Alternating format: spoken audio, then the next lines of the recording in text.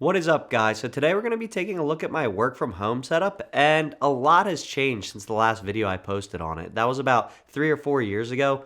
Really, the only things that I still have from that original setup tour was my Herman Miller Embody, my uplift desk, and one of those Dell 1440p monitors that I was using. Really, the rest has changed. So we'll go through and take a look at everything that I'm rocking now. I built a new PC. I got an upgrade for my audio, and I even got some new stuff for filming. So right now I'm rocking a Sennheiser shotgun mic. Before I had an AT2020 on a USB cable that was like 30 feet long that I'd run to my computer. This is using a Zoom F3, which makes recording easier. So we've kind of had a lot of changes, and we'll take a look at it. It's going to be an exciting video. Another thing is me and my wife are actually moving at the end of this month to a single family home out of this studio apartment. So I'll have a ton more space for my home lab. So this will be sweet. And I'll kind of contrast this video with the way my setup looks once we move. And I'll be setting up my new rack with my HL15 in it and a bunch of networking equipment. We'll also be doing a networking video where I run Ethernet throughout the house since it doesn't currently have it, which I'm sure is going to be a roller coaster of an experience. But anyways, let's go ahead and get into the video.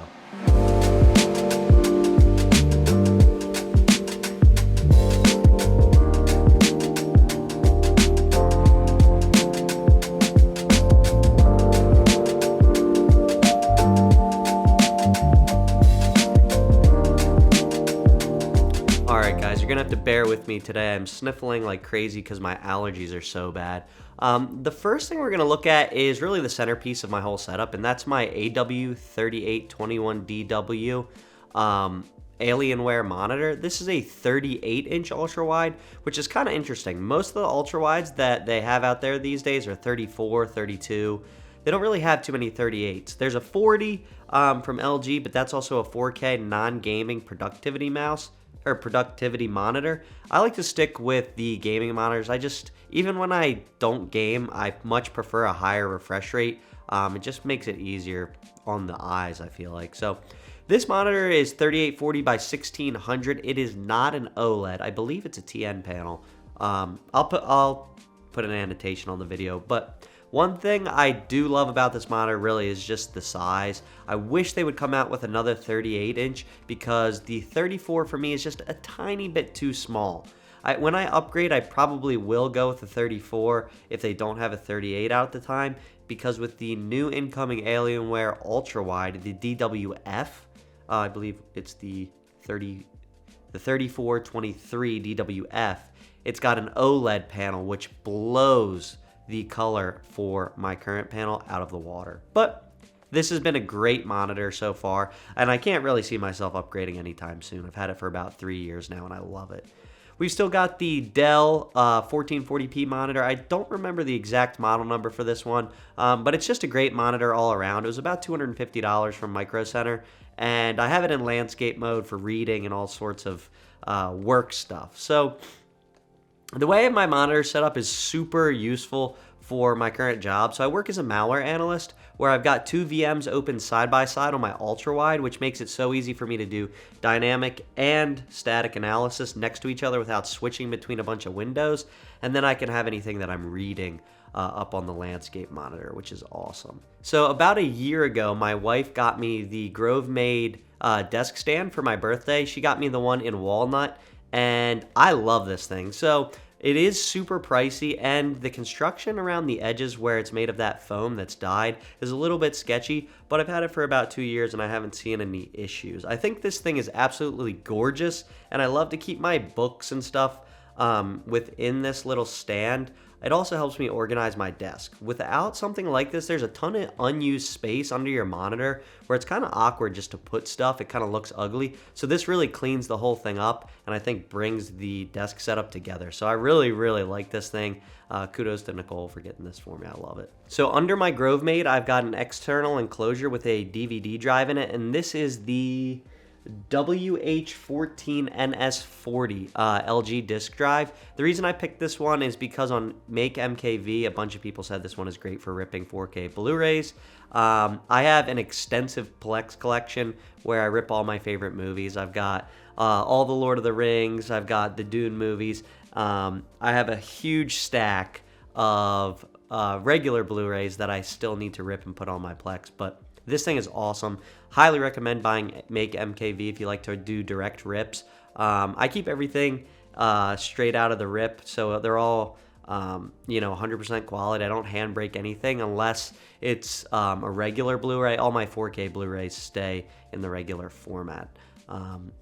I have about 55 terabytes of usable storage right now in my home server, and that'll easily be upgraded as I've got spots for, I think, 9 more drives in there. So for my peripherals, I'm still rocking the MX Master 3S. I love this mouse. There's really no comparison between any other mouse from a working standpoint. It is terrible for gaming, though. The sensor just is not anywhere near my G403, and that mouse was about, I think, a fifth the price. It was like $29 or something. So I've got two mice right now. I have my MX Master 3 on the desk at all times, but then I also keep my my other mouse under my desk stand, so it's easy access from there. For my keyboard, I have way too many keyboards these days. My favorite one is my Primus 75 window keyless keyboard. This thing is gorgeous. Now, every time I look at it, I cry a little bit because I dropped my wedding ring on it and chipped the edge of it. But other than that, it's in immaculate condition. This keyboard came out about 4 years ago, and there's not really any that you can find online. But so far, it's my favorite. I built it with Cherry MX Blacks that I hand lubed, and it's got the GMK hammerhead set on it with a cool little artisan. I don't remember what artisan this was. I do have a macro pad. This is the RamaWorks M6C, and I do love this. So originally I just bought this to use for music, volume, next, pause, play, stuff like that. But actually I figured out how to make a bunch of different layers that I use for debugging when I'm writing code or reverse engineering binaries. So I actually love it for that, and I take it everywhere now. I really can't do debugging without it because I'm so used to the setup I have that when I have to go back to the F keys, it's super awkward. Now, while this is an awesome macro pad, only buy this macro pad if you can find it in stock with a reputable vendor. I bought an M65C keyboard from RamaWorks about 4 years ago, and it looks like those are never going to ship. The guy that runs the thing looks like he took everybody's money and ran. So extremely frustrating to see. I would have loved to get that keyboard because the A and B models of the M65 were apparently awesome. All right, so taking a look at my audio, I actually sold my Rodecaster and got the Duo. This one fits my desk much better, and I've really never used more than one channel. A lot of the features, though, are awesome for recording YouTube videos, streaming, and really for work. And being able to change my levels, use ducking, and some other features on this actually are awesome when I have to do presentations.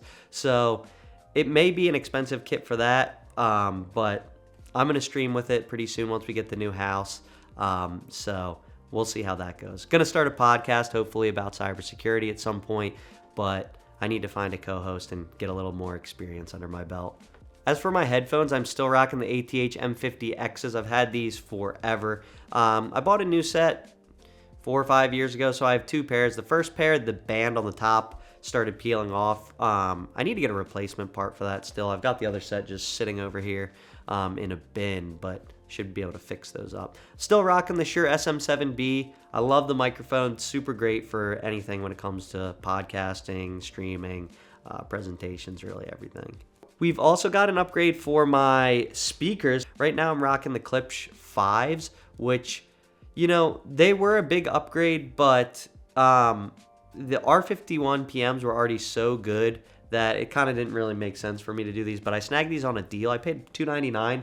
They can get so expensive, but I've seen them be some crazy deals for the 5s. Let's get to the PC. I built a new PC last Christmas. It's in the NR200p Max. this case is awesome. And the reason I picked Mini ITX is this is actually one of my machines that I do a lot of reverse engineering and security research on. So I like to take this with me to the beach or wherever I go, so that I can work without having to worry about migrating my VMs to a laptop or something like that. So this is actually awesome for going anywhere. If I have to get on a plane, obviously I use a laptop. But if I'm going anywhere local that's, within 3-4 hours and I'm driving, I can drop this right in the car and I'm good to go. So I have this with a 13900K and a RTX 3080 Ti. This thing has a 280 millimeter radiator in it, water cooler, and it barely keeps up with the 13900K. This CPU is just so hot. I really wouldn't recommend putting it in there. I've down volted. I don't know what you would call it. I set the voltage down, which really helped, and I also added some fans in the bottom. I put some of those little thin Noctuas in there. I've been playing around with the different fan configurations. Right now I actually have it pull in cold air through the top and exhaust through the bottom, which has been the best for CPU temps. For the GPU, you probably want to keep it with the top being an exhaust and the bottom being an intake, but I don't really game that much anymore, so all of the times that I'm hitting high temps, it's going to be on my CPU, so this is a better setup for me. With the new monitor, I actually did pick up one of the BenQ light bars. I do love this thing, even though I don't use as much as I should. Once we move, I definitely will, because I don't find myself reading in the dark too much.